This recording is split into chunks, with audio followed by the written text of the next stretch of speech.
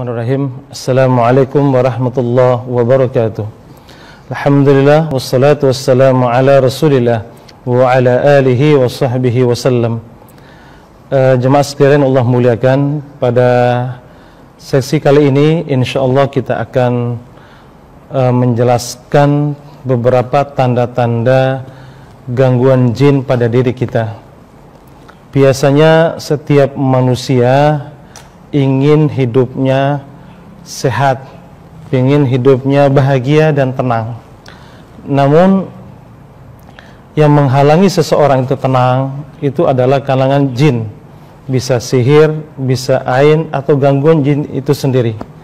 Nah, untuk mendeteksi di badan kita itu ada gangguan atau tidak, nah, kalaupun ada gangguan, apakah medis atau non medis? Nah, adapun penjelasan kita pada kesempatan ini, tanda-tanda gangguan jin, sihir atau ain pada diri kita. Ya, barangkali kita akan menjelaskan awal di kepala. Nah, adapun tanda-tanda gangguan jin di daerah kepala sini, yaitu seringkali gampang lupa, terutama lupa rakaat sholat. Ya, lupa rakaat sholat,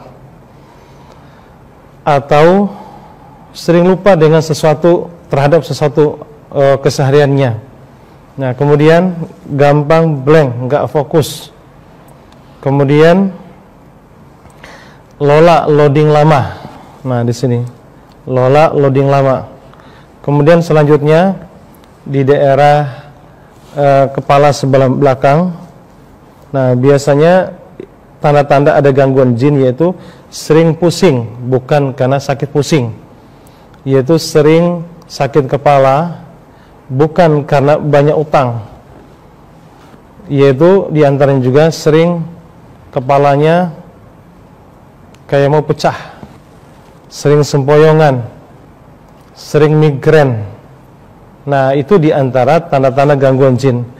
Nah, untuk membedakan medis atau non medis, yaitu kalau sudah minum obat, qadarullah sembuh, tapi setelah habis obatnya nambah penyakitnya atau berlanjut, berarti ini pertanda gangguan jin, sihir atau ain. Nah, kemudian selanjutnya di daerah kepala sini, kepala belakang maksudnya, di bawah. Nah, biasanya kalau ada jin di sini sering pegel, sering gak enak. Efeknya nanti yaitu gampang marah, gampang kesel, atau malas. Makanya anak kita, istri kita, suami kita malas untuk melakukan ibadah atau aktivitas dunia yang khair, yang baik. Itu biasanya gangguan jin di sini. Dia mengekang jin di sini, atau ada yang nancep sehingga malas melakukan aktivitas kebaikan. Nah, kemudian selanjutnya tanda-tanda gangguan jin daerah belakang sini, sering pegel, sering ngilu. Apakah itu kolesterol? Boleh jadi kolesterol, tetapi terkadang kolesterol tinggi setelah dibekam, minum obat kok enggak kunjung sembuh, itu pertanda gangguan jin. Kemudian tulang belikat sering ngilu, sering ngilu-ngilu masuk angin. Nah, itu biasanya efeknya nanti bisa lari ke otak, bisa lari ke darah tinggi. Terkadang enggak sembuh-sembuh setelah diobatin. Kemudian turun ke bawah lagi, daerah pinggang sini, pinggang sini. Biasanya tanda-tandanya sering lemes bangun tidur, sering pegel bangun tidur. Nah, kemudian adapun di pinggang, nah, tanda-tanda gangguan jin di pinggang yaitu sering sakit pinggang. Nah, sering sakit pinggang. Kemudian hasrat ke istri kurang, hasrat ke suami juga kurang. Nah, kalau yang belum menikah, hasrat ke lawan jenis juga kurang. Ini gangguan jin di daerah pinggang. Kemudian dari pinggang itu efeknya ke ginjal. Makanya banyak orang cuci darah, banyak orang yang gagal ginjal itu akibat daripada ulahnya syaitan. Kata Nabi SAW dalam hadis yang sahih bahwa tanda-tanda gangguan jin itu jinnya masuk larian darah. Nah, Rasulullah katakan dalam Sahih Bukhari, inna syaitan yajri min ibni adam majrodam. Sesungguhnya syaitan itu masuk ke tubuh manusia, anak Adam, lewat aliran darah. Maka kalau masuk lewat aliran darah, kemudian dia tinggal di salah satu anggota tubuh kita, maka itulah berefek terhadap tanda-tanda gangguan tersebut. Nah, berawal dari dalil inilah sehingga kita mampu dan bisa kita jelaskan tanda-tanda gangguan jin pada diri kita. Nah, kalau tinggal di kepala tadi, nah tanda-tandanya apa yang kita jelaskan tadi. Kalau tinggal di daerah ginjal, maka di ginjal itu yang menyebabkan terkadang berat ginjalnya, terkadang nanti bisa cuci darah. Selanjutnya yaitu tanda-tanda di muka, yaitu susah dapat jodoh, auranya ketutup. Nah, kalau tinggal di sini yaitu piktor, suka pikiran kotor, biasanya jin di sini. Mesum aja bawaannya, pikirannya.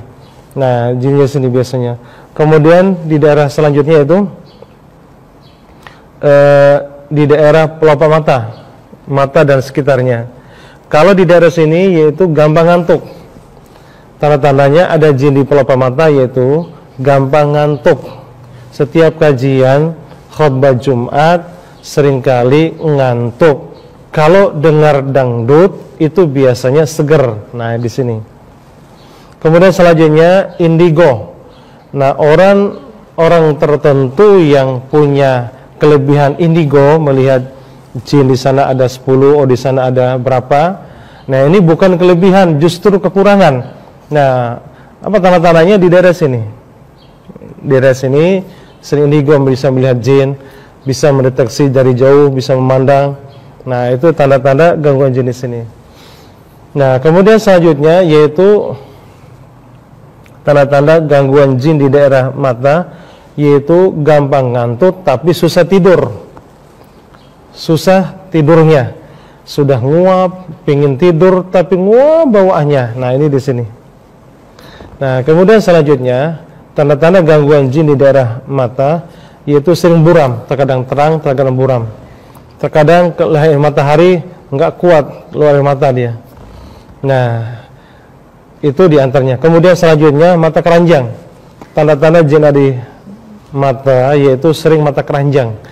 Melihat istri kurang cantik, tapi melihat selain istri kelihatan lebih cantik padahal orangnya biasa-biasa saja. Nah, melihat suami padahal suami ganteng, terkadang bosan lihat suami. Nah, itu. Kemudian selanjutnya tanda-tanda di daerah muka sini. Nah, ini yang menghalangi jodoh tadi. Gadis cantik terkadang kelihatan kayak nenek-nenek. Nah, di sini. Kemudian selanjutnya tanda-tanda jin di sini yaitu sering sinus sering keluar alergi ketika alergi dingin, terkadang keluar air hidung. Terkadang pagi hari terasa begitu. Biasanya gangguan di sini. Biasanya orang seperti ini tidak menjalankan sunnah ketika berwudu. Karena Rasulullah SAW mengajarkan setiap berwudu istinsyak menarik air ke hidung sampai ke atas dan merasakan agak pening, dan di istinthar mengeluarkan air di hidung pakai tangan kiri, memasukkan pakai tangan kanan dan mengeluarkan begitu. Itu cara wudu yang sesuai sunnah Nabi sallallahu alaihi wasallam. Kemudian selanjutnya tanda-tanda di daerah bibir, sering cerewet yang berlebihan. Kemudian sering mencaci maki orang, sering mencari kesalahan orang. Intinya dia sering mengeluarkan kata-kata kotor di daerah bibir. Nah, selanjutnya sering sakit gigi tanpa sebab. Ya, selanjutnya di daerah tenggorokan, batuk menahun antara tenggorokan paru-paru.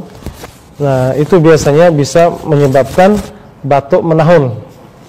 Ya, batuk menahun ini tanda-tanda gangguan. Kalau batuk sekali-sekali minum obat sembuh, atau sebulan sembuh, berarti ini karena murni medis. Tapi kalau bertahun-tahun batuknya, ini pertanda gangguan.